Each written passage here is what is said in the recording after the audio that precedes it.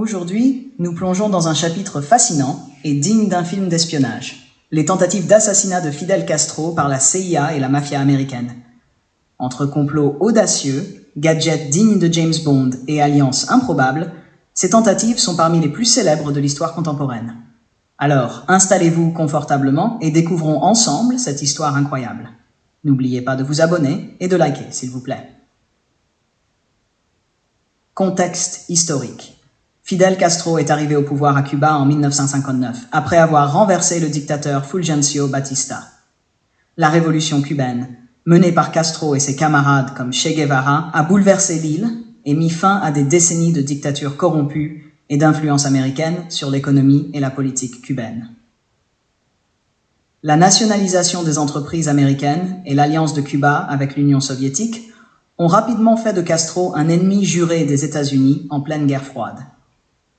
En réponse, la CIA, avec le soutien de hauts responsables américains, a lancé une série de tentatives pour éliminer Castro et mettre fin à son régime.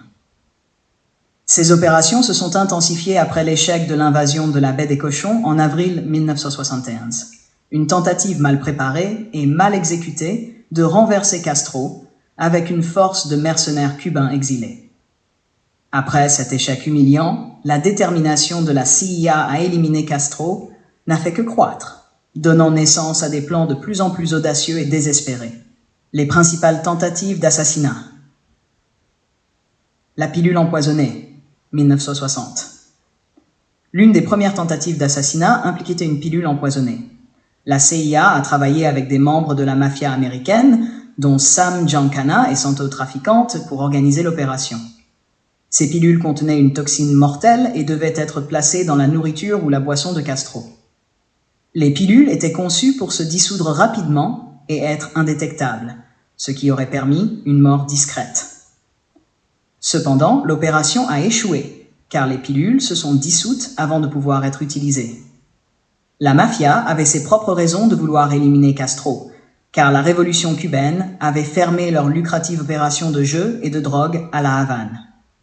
Cette collaboration avec la mafia montre à quel point la CIA était prête à tout pour atteindre son objectif, même à s'associer avec des criminels notoires.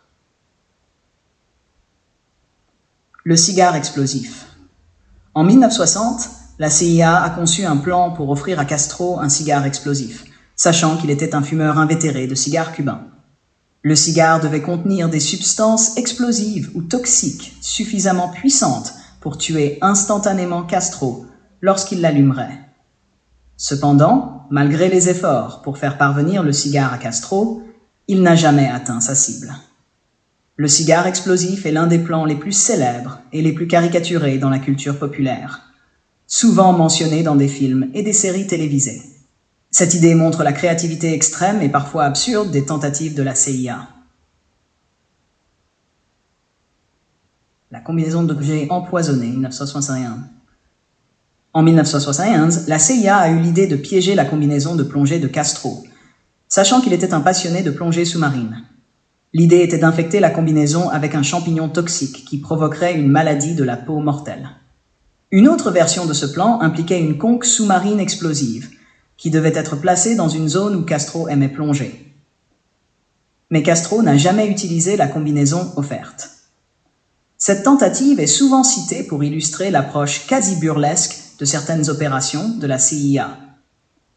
Le plan incluait également la contamination de l'équipement de plongée avec la tuberculose, démontrant l'ingéniosité macabre de certains plans.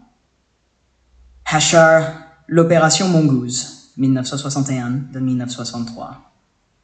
L'opération Mongoose, lancée après l'échec de l'invasion de la baie des Cochons, était un programme de grande envergure visant à déstabiliser le gouvernement de Castro par divers moyens, y compris des tentatives d'assassinat.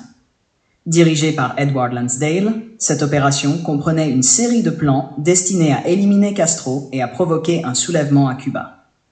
Les méthodes proposées dans le cadre de l'opération Mongoose étaient variées et parfois farfelues, allant de l'empoisonnement des cigares de Castro à l'empoisonnement de ses aliments, en passant par des tentatives plus directes de l'assassiner avec des agents infiltrés. Cette opération a coûté des millions de dollars et impliqué des centaines d'agents, mais n'a jamais réussi à atteindre ses objectifs principaux. L'opération Mongoose est représentative de l'ampleur et de la détermination des efforts américains pour se débarrasser de Castro, malgré l'inefficacité répétée de leur plan. Le stylo empoisonné, 1963. Un autre plan audacieux impliquait un stylo-seringue contenant une toxine mortelle. La CIA avait l'intention de remettre stylo à un agent double cubain qui, en théorie, aurait une chance de le faire parvenir à Castro. Comme beaucoup d'autres, ce plan n'a jamais été exécuté.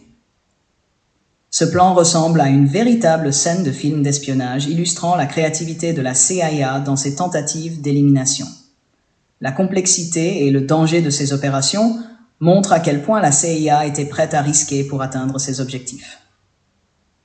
Les attaques directes, année 1960. Il y a eu plusieurs tentatives plus directes pour assassiner Castro, souvent impliquant des agents cubains exilés. Ces attaques comprenaient des embuscades, des tirs de sniper et des bombes. Toutes ces tentatives ont échoué en raison de la sécurité renforcée autour de Castro et de sa méfiance naturelle. Castro a survécu à plus de 600 tentatives d'assassinat, selon certaines sources, ce qui lui a valu une réputation d'invincibilité. Sa sécurité personnelle était incroyablement stricte, avec des gardes du corps loyaux et bien entraînés. Conclusion. Les tentatives d'assassinat de Fidel Castro par la CIA et la mafia américaine sont une des pages les plus fascinantes et mystérieuses de l'histoire contemporaine.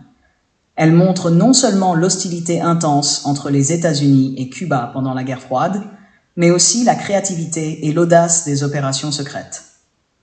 Malgré des centaines de tentatives, Castro est resté au pouvoir jusqu'en 2008, déjouant toutes les tentatives contre sa vie. Merci d'avoir regardé cette vidéo. N'oubliez pas de liker, de vous abonner et de partager vos pensées dans les commentaires. À bientôt pour une nouvelle exploration historique.